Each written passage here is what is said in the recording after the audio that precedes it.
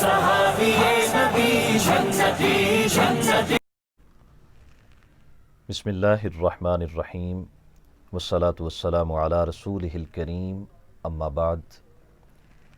صحیح مسلم میں حضرت ابو ہریرہ رضی اللہ تعالی عنہ سے مروی ایک حدیث ہے جس کا مفہوم ہے آقا کونین صلی اللہ علیہ وسلم نے ارشاد فرمایا، جو شخص ہر نماز کے بعد 33 بار سبحان اللہ کہے، 33 بار الحمدللہ کہے اور 33 بار ہی اللہ اکبر کہے، یہ کل 99 مرتبہ اللہ کے ذکر کی تسبیحات بن جائیں گی، اور ایک بار لا الہ الا اللہ وحدہ لا شریک لہ لہ الملک ولہ الحمد وہو علی کل شیء قدیر، یہ کہے تو رب ذوالجلال اس کی تمام خطاؤں کو معاف فرما دے گا، اگرچہ اس کی خطائیں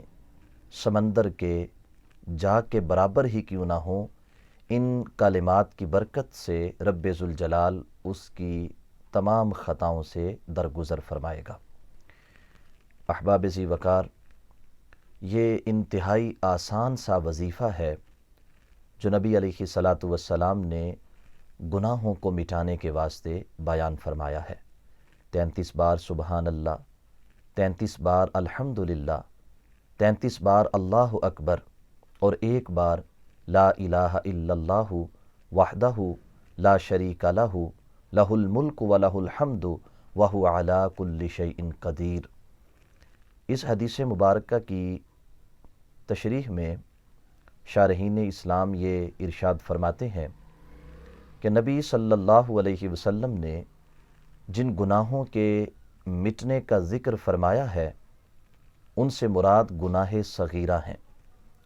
گناہ کبیرہ اس طرح نہیں مٹتے.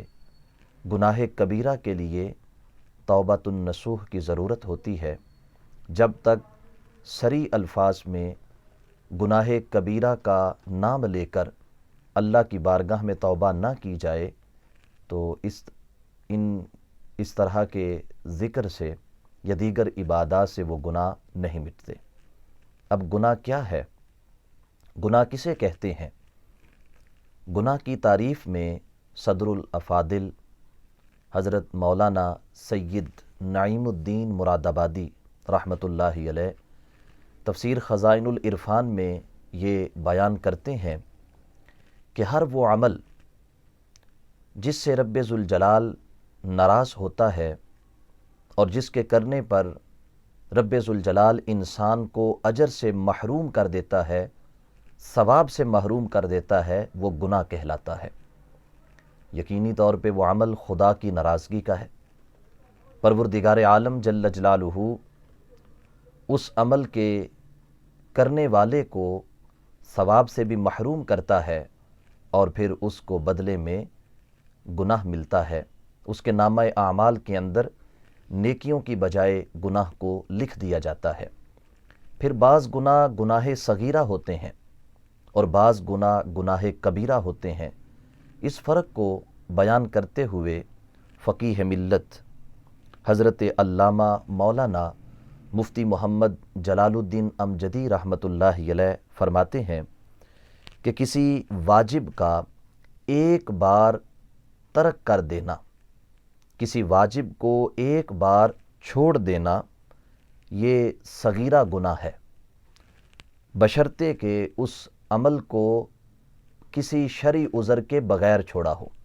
مثلا ایک بار نماز کو جان بوجھ کر جماعت کے بغیر ادا کیا تو جماعت کے ساتھ نماز پڑھنا واجب تھا، اس کو اس نے ترک کر دیا.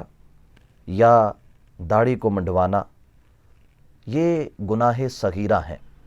اور گناہ صغیرہ اصرار سے گناہ کبیرہ بن جاتے ہیں، یعنی بار بار اس عمل کو دہراتا ہے، اس عمل سے تائب نہیں ہوتا، تو بار بار کا وہ عمل جو پہلے گناہ صغیرہ تھا اب وہ گناہ کبیرہ بن چکا ہے.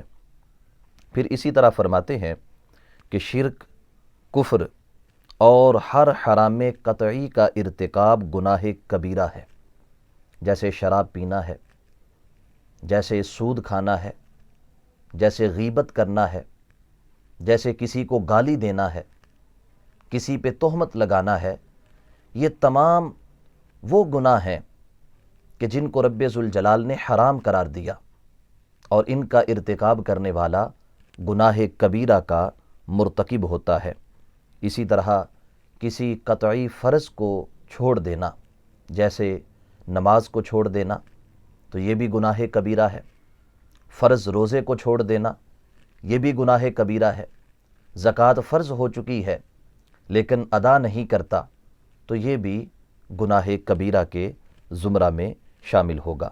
تو احباب ذی وقار، نبی مہربان صلی اللہ علیہ وسلم نے جو بیان فرمایا کہ 33 بار سبحان اللہ، 33 بار الحمدللہ، 33 بار اللہ اکبر کہنا، اور ایک بار لا الہ الا اللہ وحدہ لا شریک لہ لہ الملک و لہ الحمد وہو علی کل شیء قدیر کہنے سے سمندر کی جا کے برابر بھی گناہ ہوں تو اللہ تعالیٰ ان کو معاف فرما دیتا ہے۔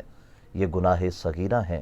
رب ذوالجلال ہمیں ہر قسم کے گناہوں سے محفوظ رہنے کی توفیق عطا فرمائے، ہم گناہ صغیرہ سے بھی بچتے رہیں اور اپنے دامن کو گناہ کبیرہ سے بھی بچاتے رہیں۔